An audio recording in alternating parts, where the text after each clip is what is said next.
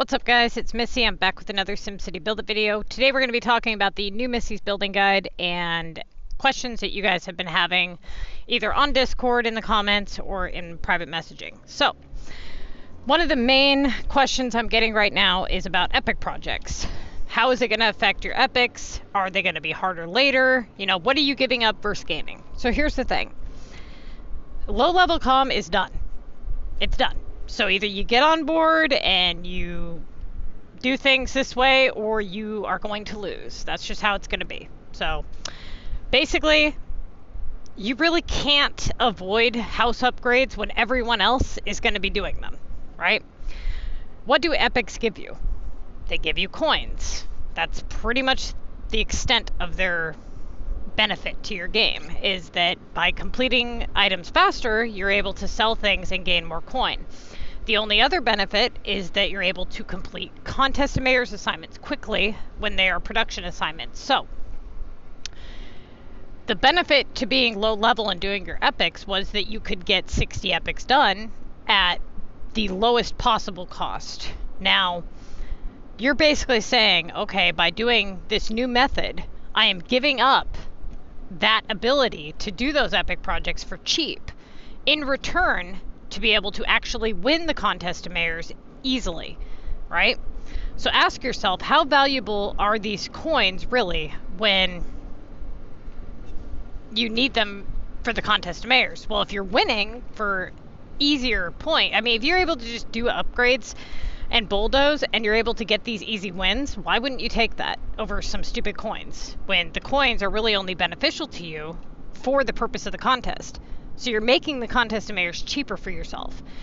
Yes, later on when you level up, when you decide, okay, I've reached level 29, I've maxed everything out, my storage is maxed out, my land is maxed out, I've got all these maxes, shops are done, everything's done on the building guide, and you're at level 29, then you can decide if you want to unlock a regional map, if you want to just move to high level comm in the regard that you're going to be going past level 29.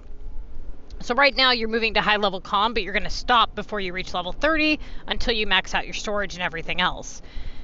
You should have it all done by the time you reach level 30. You really should. This is going to be months and months of easy wins when it comes to the contest of mayors. Now, as people, you know, see my videos and more people move to the high level technique, yeah, the scores are going to raise up. So that's where it comes into play, that it's not going to be based on luck. It's not going to be easy, like super easy. You're going to have to learn to choose your assignments wisely. And that's where the high-level comm videos come into play. High-level comm is very, very easy. Most of your opponents have garbage cities. Most of them have unlocked regional maps and don't know how to really do those assignments effectively. Most people don't understand what a premium versus non-premium assignment is.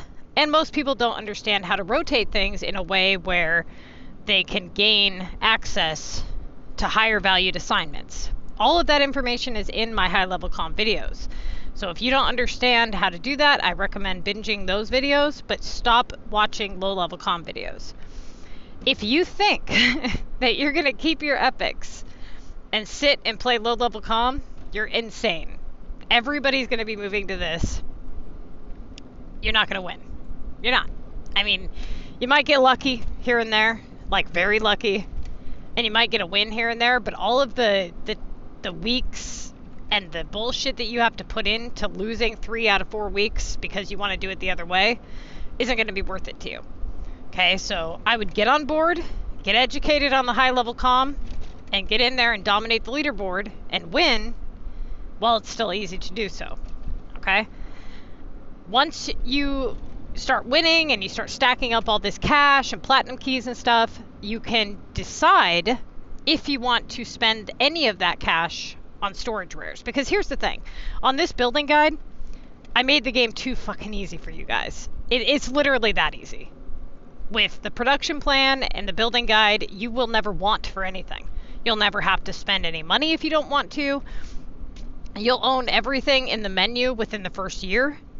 So you really honestly won't even have a reason to have the cash after a certain point. You're going to own every building that there is. You're going to max everything out. You're going to have everything you could ever want. And you'll probably get bored of the game within a year because you're going to do so damn good at it. So, yeah. Just do it that way, and you guys will be fine and good to go. Now, another question that I'm getting asked is, how is this going to affect kind of other aspects of the building guide, like, you know, airport homes and this and that? Basically, the gist of it is you have to leave 15 homes, okay?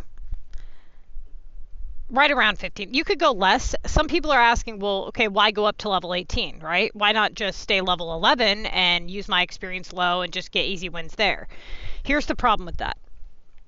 The same reason that I had you guys speed level to 24 to begin with in the original building guide. When you speed level to 18, this is going to allow you to join a group. This is going to give you access to people that you can communicate with, you can trade with, you can get rares from. It's also going to give you access to the club chest, which is something you would not have access to at level 11. Okay? Which would be 15 random rares, as you can see here, 120 cash, and 4 tickets. It'll also give you access to the war feature, which you're going to need to do that within the first 5 weeks when you get promoted into Mega so that you can stack up those war points. You will not have the war feature once you bulldoze down past 35 homes. That's fine, because most of the war assignments that you get can be done on the monster anyways, and the few that you can't will either need to be canceled or ignored, depending on their value and depending on, you know, what's going on in your list. For example, a war booster is a 1k task, but it has a low algorithm. It also has a high chance to yield upgrades, so I would recommend that you cancel that.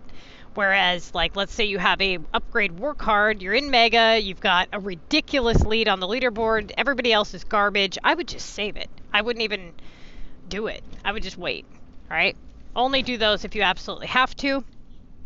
If you get like a launch legendary, launch common, launch rare, you can do all of those on the monster.